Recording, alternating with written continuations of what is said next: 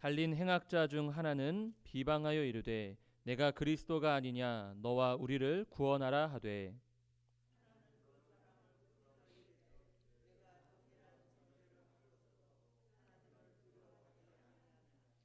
우리는 우리가 행한 일에 상당한 보응을 받는 것이니 이에 당연한 거니와 이 사람이 행한 것은 옳지 않은 것이 없느니라 하고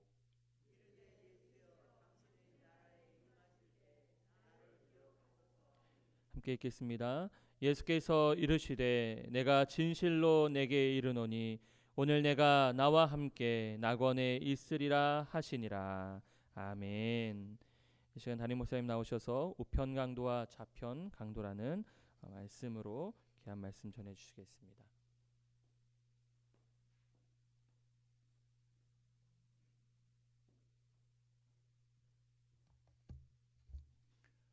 네, 오늘도 수요 예배에 참여하신 여러분들에게 주님의 크신 은혜가 함께 하시기를 바랍니다. 오늘 제목을 우편 강도와 좌편 강도 그렇게 했는데요. 자, 이 우편 강도, 좌편 강도 누가 나누었을까요?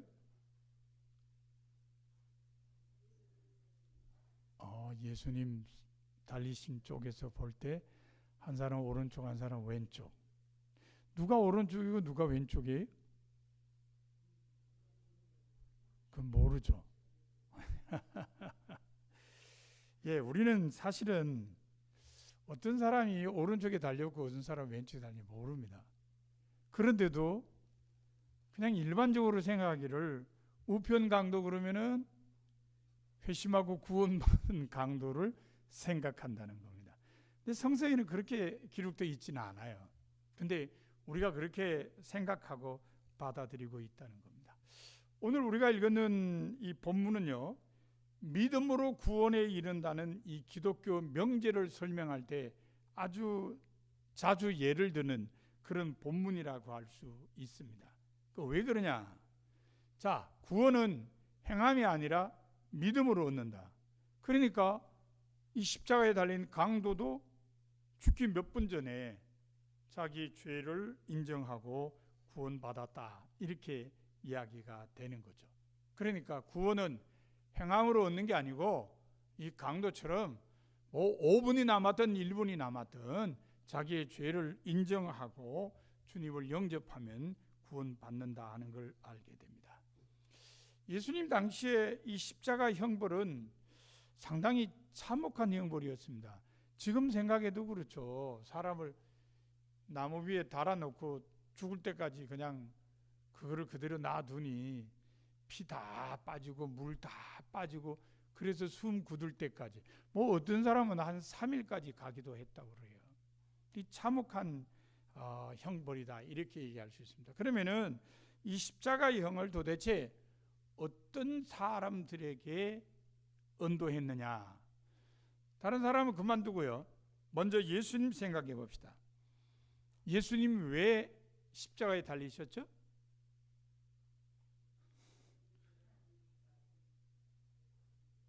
자, 예수님 십자가에 달리신 것은 로마 제국의 입장하고 유대인들의 입장하고 이렇게 나눌 수 있습니다. 로마 제국의 입장에서는 반역 및 선동죄예요. 근데 이게 자꾸만 뭐라고 사람들을 선동한다, 이렇게 보여져서 십자가형을 받게 된 겁니다. 유대인의 입장에서는 뭐죠? 신성모독이죠. 그러니까 자기가 하나님의 아들이라 그러고 막 이러니까, 야, 네가 무슨, 이렇게 해서 결국 신성모독죄로 십자가에 달리게 되었습니다. 자, 그렇다면은 예수님과 함께 십자가에 못 박힌 두 명의 죄인은 어떤가?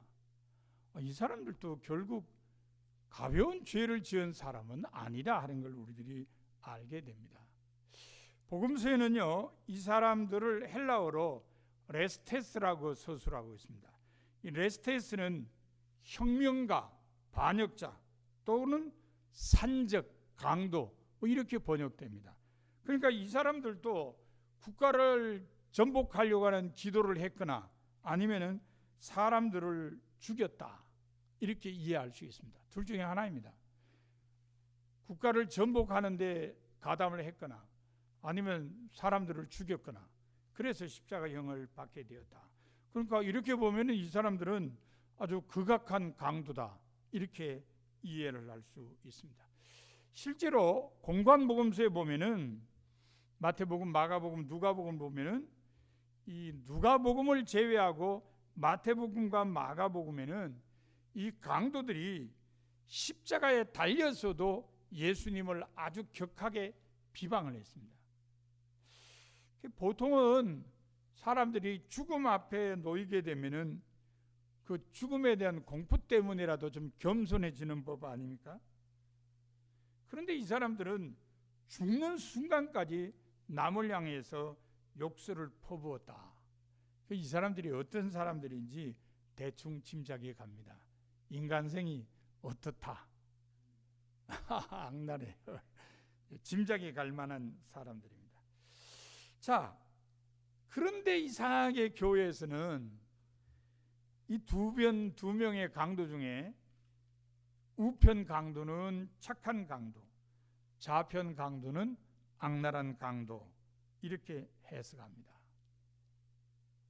분명히 둘 다 아주 악랄한 사람들인데 이상하게 우편 강도는 착한 강도, 좌편 강도는 나쁜 강도, 이렇게 이야기하고 있다는 겁니다. 왜 그러냐? 오늘 본문하고 연관이 있죠. 왜냐하면 마태복음이나 마가복음에는 얘기가 나와 있지 않는데 누가복음에는 두 사람 중에 한 사람이 예수께 간청하는 이야기가 나오고 있습니다. 지푸라기라도 잡는 심정으로 예수님께 자기를 불쌍히 여겨 달라고 호소를 하고 있는 걸 보게 됩니다.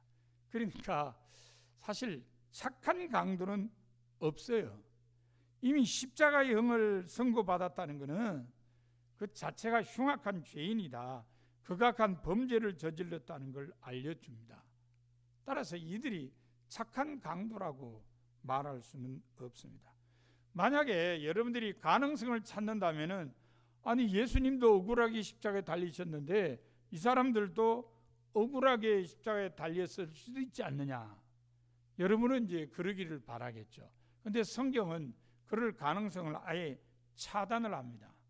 왜냐하면은 예수님께 자기를 불쌍히 여겨달라고 호소했던 오늘 본문에 등장하는 강도도 41절에 보면은 우리는 우리가 행한 일에 상당한 이 마땅한 보응을 받는 것이라고 고백했습니다. 그러니까 우리는 사람들이 오해를 해가지고 억울하게 십자가를 지게 됐다, 이게 아니라는 겁니다. 우리는 우리가 행한 것에 마땅한 벌을 지금 받고 있는 거다. 그러니까 자기들의 죄값을 치르는 아주 중범죄다, 범죄자들이다, 이렇게 이야기를 하고 있습니다. 그러면은 그럼에도 불구하고 교회 현장에서 회개한 강도가 우편 강도, 착한 강도라는 인식이 널리 퍼진 건 왜 그러냐? 사실 교회 안에는요, 성경에 얘기를 안 하는데 널리 퍼져 있는 이야기가 많습니다. 자, 여러분 하나 물어볼게요. 예수님이 태어났을 때 동방 박사들이 왔어요. 몇 명이 왔죠? 3명 그러잖아요. 성경 어디에 3명이 왔다고 돼 있어요? 아니요, 노래가 그렇죠. 성경은 그렇게 안 나와 있어요. 그냥 동방 박사들이 왔는데 지금 성기승 권사님 말씀대로 예물이 3개여서 3사람이라 그러지. 아니 뭐 예물 못 가져온 사람도 있을 거고 그런 거 아니에요? 성경에는 동방에서 온 박사들이 3명이라는 게 없어요. 근데 우리는 다 동방 박사가 3사람이라고 생각해요. 그래서 어린이 찬송도, 어른 찬송에도 동방 박사 3사람 이렇게 노래를 하고 있는 걸 우리가 보게 됩니다. 그러니까 성경에는 어디에도 3사람의 동방 박사가 왔는 게 없는데 그 예물을 3개 드렸다는 것 때문에 3명이라고 생각한다는 겁니다. 회심한 강도를 우편 강도라고 이해한 것도 마찬가지입니다. 성서 안에 근거는 없습니다. 아니 성서 안에 근거가 없는데 왜 우편 강도라 그러냐? 사실 오늘 본문에도 우편 강도라는 말은 없어요. 아주 좀 긍정적으로 보는 본문에도 없다는 겁니다. 자, 그렇다면은 우리가 짐작을 해봅시다. 왜 우편 강도? 분명히 두 강도 중에 한 사람이 구원받았는데 그 구원받은 강도를 우편 강도라고 얘기를 하는 이유가 뭘까? 그거는 성서 안에 보면은 오른쪽을 상당히 긍정적으로 봅니다. 대신에 왼쪽은 좀 부정적으로 보고요. 성서뿐만 아니라 성서 밖에도 그렇습니다. 자, 여러분, 우리가 매주 주일 예배에 사도신경을 고백합니다. 예수님 어디 계시죠? 하나님 우편에 오른쪽입니다. 도대체 하나님 오른쪽이라는 게 어떤 의미냐? 하나님의 전권을 행사하는 위치입니다. 그러니까 고대에 이 왕의 오른쪽 사람이 왕의 권한을 위임받는 사람이에요. 이거는 어디에든지 마찬가지입니다. 그러니까 사람들은 항상 오른쪽에 대해서 좋게 생각하는 거예요. 왜? 여기는 권력이 있고 명예가 있고 다 있어요. 그러니까 오른쪽을 선호한다. 그러니 아니 두 강도 중에 한 강도가 구원받았는데 어느 쪽이냐? 뭐 찍을 필요도 없죠, 그죠? 그냥 오른쪽이다. 그냥 묻어가는 거예요. 오른쪽이다. 오른쪽 강도가 회개하고 구원받았다. 이렇게 되는 것입니다. 성경은 없지만 이렇게 해서 우편 강도라는 말이 그냥 교회 안에서 쓰여지게 됐다. 근데 이건 사실 중요하지는 않습니다. 중요하지 않은 걸 가지고 오늘 우리가 제목으로 놓고 공부하는 이유는 제목은 이렇지만 다른 의미가 있기 때문에 그렇습니다. 자, 한 명은 회심했고 한 명은 안 했다. 근데 회심한 강도는 우편 강도다. 그러니까 앞으로도 우편 강도가 회심했다 그러면은 뭐 그거 틀렸다고 꼬집고 그러지 마세요. 그냥 우편이면 어떻고 좌편이면 어때요? 우편이 좋은 이미지를 갖고 있기 때문에 우편 강도라고 한다. 근데 실제로 우리가 주의 깊게 살펴봐야 될 문제는 뭐냐? 이 마태복음과 마가복음과 누가복음의 서술이 엇갈린다는 겁니다. 요한복음은요, 아예 이 내용을 다루지 않았습니다. 그러니까 요한복음은 말할 것도 없고 마태복음하고 마가복음 그리고 누가복음 이게 다르다는 건 내용이. 자, 마태복음과 마가복음은요, 유대인들이 다른 사람은 구원하지만 자신은 구원하지 못하는 예수여, 지금 십자가에서 당신이 내려오면 당신이 진짜 메시아임을 믿겠다라며 비아냥거립니다. 그때 십자가에 함께 매달린 강도들 역시 거기에 동조해서 예수님께 욕설을 퍼부었다고 기록되어 있습니다. 그런데 이와는 대조적으로 누가복음은 그 중에 한 명이 욕설을 퍼붓는 다른 강도를 제지하면서 예수님께 자신을 불쌍히 여겨달라며 호소했다고 기록하고 있습니다. 가끔 이런 문제가 나오면은 처음 교회를 나오는 사람들이 좀 헷갈리죠. 왜요? 아니 왜 성경 내용이 안 맞냐? 이쪽 복음서에는 둘 다 예수님께 욕했다 그러는데 왜 누가복음에는 한 사람은 욕하고 한 사람은 욕하는 사람을 오히려 꾸짖었다고 돼 있냐? 여기서 우리는 복음서뿐만 아니라 모든 성서의 저자들이 자기가 사람들에게 말하고자 하는 목적을 위해서 자료를 정리한다는 것을 꼭 기억해야 됩니다. 특별히 복음서 같은 경우에는 설교예요. 이건 설교입니다. 초대교회 교인들에게, 특별히 자기가 속한 공동체 교인들에게 설교를 하는 거예요. 누구에 대해서요? 예수님에 대해서 설교를 하는 겁니다. 자, 여러분, 속죄 인도하거나 이렇게 설교를 할 때 보면은 뭐 그냥 내용을 순서대로 쭉 하지를 않죠. 자기의 의도에 따라서 순서를 좀 바꾸기도 하고 없는 자료를 좀 넣기도 하고 또 이거는 아니다 싶은 자료는 빼기도 합니다. 설교는 그래요. 어떤 거는 지나치게 강조하는 것도 있고 자기가 얘기하자고 하는 내용하고 맞지 않을 때는 약하게 하든지 빼버리든지 이런 경우가 많습니다. 그게 설교예요. 왜요? 설교는 사람들을 설득해야 되니까 사람들을 설득할 수 있는 자료를 가지고 전한다는 겁니다. 자, 그렇다면은 마태복음, 마가복음 저자하고 누가복음 저자가 다른 서술을 했다는 얘기는 뭔가 다른 목적, 다른 강조점이 있어서 그렇다 이렇게 이해할 수 있습니다. 자, 마태복음과 마가복음 저자야 뭐 그냥 두 강도가 다 예수님께 욕하고 그랬다. 그 끝나버리죠, 그죠? 그럼 거기서는 뭐 찾을 이유가 없어요. 거기서 뭘 어떤 특별한 의미를 찾고 이럴 건덕지가 없습니다. 그런데 누가복음은 다르죠. 마태복음하고 마가복음이 두 강도가 다 욕했다 그러는데 왜 누가복음 저자는 한 강도는 욕했는데 한 강도는 그 욕하는 강도 보고 오히려 야단을 쳤다 그러냐? 만약에 이 누가복음 이 본문이 정말 우편 강도에 대한 어떤 환상으로 자리 잡게 되면은 문제가 좀 생깁니다. 왜 그러냐? 교재를 보시면은 이렇게 돼 있어요. 어차피 인생은 한 방이라니까 저거 보세요.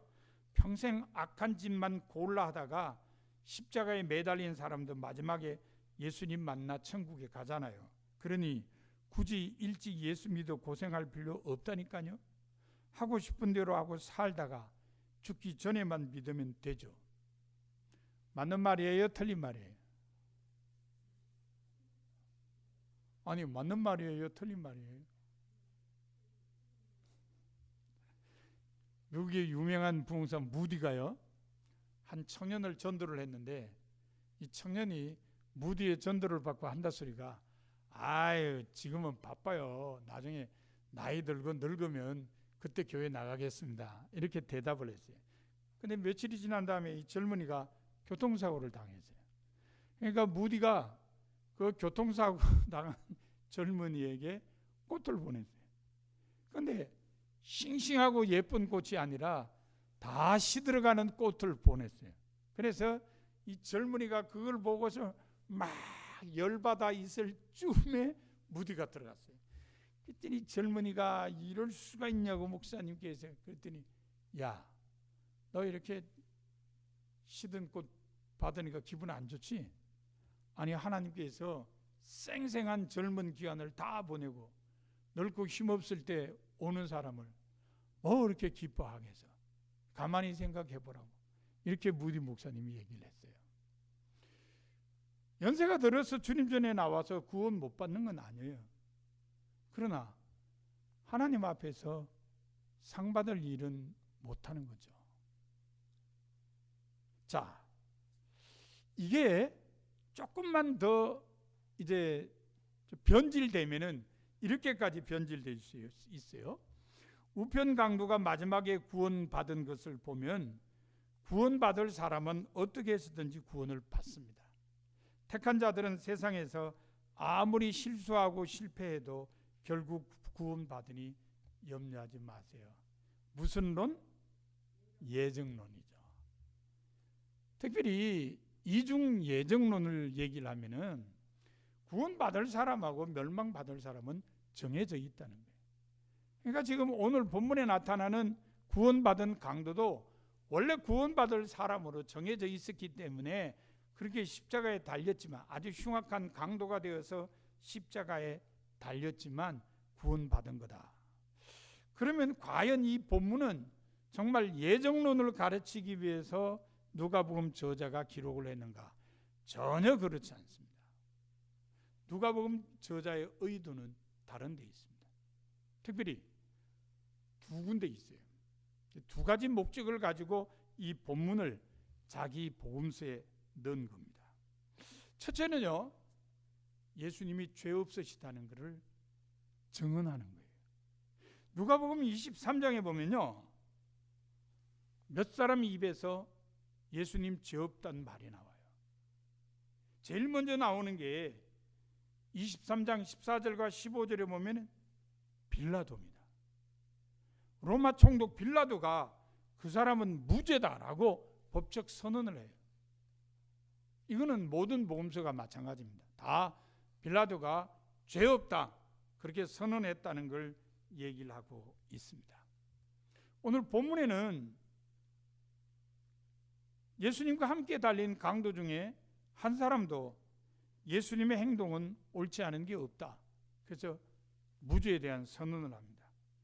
본문 뒤에 보면은 로마 백부장이 47절에서 이 사람은 정녕 의인이었도다 그렇게 얘기를 합니다.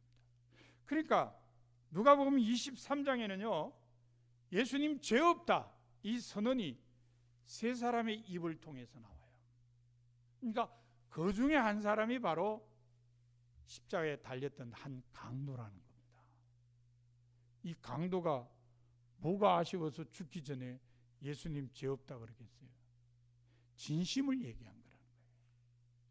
로마 총독, 십자가에 달린 강도 한 사람, 그리고 로마 백부장, 이 사람들이 다 예수님 죄 없다. 예수님 십자가에 달리신 것은 무슨 죄가 있어서가 아니다. 예수님은 죄 없으시다. 이걸 가르쳐 주고 있어요. 따라서 우리는 오늘 본문에서 제일 먼저 보아야 될 게 바로 예수님은 죄 없으시다. 그러면 죄 없으신 분이 왜 십자가에 달렸느냐? 인류의 죄를 대속하기 위해서. 유대인들의 입장에서는요, 자기 죄를 사함받기 위해서는 뭘 해야죠? 희생 제사를 드려야 됩니다. 그때 반드시 제물이 필요합니다. 흠과 티가 없는 제물을 가져가서 하나님 앞에 드려야 됩니다. 그 맥락에서 보면은 예수님은 죄 없으십니다. 하지만 인류의 죄를 용서하기 위해서 십자가에서 피 흘린 것입니다. 화목 제물이라고 이야기를 하죠. 이걸 우리가 오늘 본문을 통해서 마음에 새겨야 됩니다. 우편 강도가 중요한 게 아니고 예수님은 죄 없으시다. 그럼에도 불구하고 인류 구원을 위해서 십자가에 달리셨다는 것을 마음에 새겨야 됩니다. 또 하나 오늘 본문에서 누가복음 저자가 다루는 주제가 하나님 나라의 현재성입니다. 강도가요, 당신의 나라에 임하실 때에 나를 기억해 주옵소서하고 청원을 합니다. 이 사람이 이런 말을 한 이유가 뭡니까? 내가 지금 금방 죽겠지만 죽은 후에 하나님의 심판이 있을 거다. 그래서 하나님을 의식하면서 자기를 구원해 달라고 요청을 한 겁니다. 지금 현실 세계에서는 자기 죄값 때문에 십자가에 달려 죽지만 천국에서는 같은 신수를 반복하지 않으려고 주님께 이런 요청을 했습니다. 예수님은 이에 대해서 놀라운 선언을 하십니다. 내가 진실로 네게 이르노니 오늘 네가 나와 함께 낙원에 있으리라. 몇 가지 단어가 중요하게 나와요. 오늘, 내일이 아니고 오늘 나와 함께 낙원에 있으리라.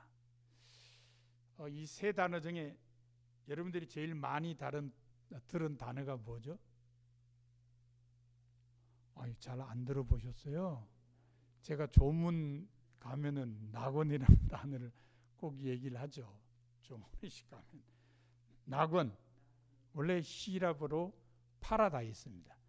우리나라 사람들도 가끔 보면 간판에 파라다이스 이런데 낙원 또는 천국 비슷하게 사람들이 쓰죠. 근데 이 파라다이스는 두 가지 의미에서 사람들에게 인식이 돼 있었어요. 하나는 구약 성서에 나타나는 에덴을 히랍어로 번역할 때 파라다이스라고 그랬어요. 에덴 동산. 거기 아담과 하와가 그냥 죄송합니다. 벌거벗고도 부끄러운 줄 모르고 하나 되어 살았던 정말 평화의 동산입니다. 바로 그 길을 히람 말로 번역할 때 파라다이스라고 번역했어요.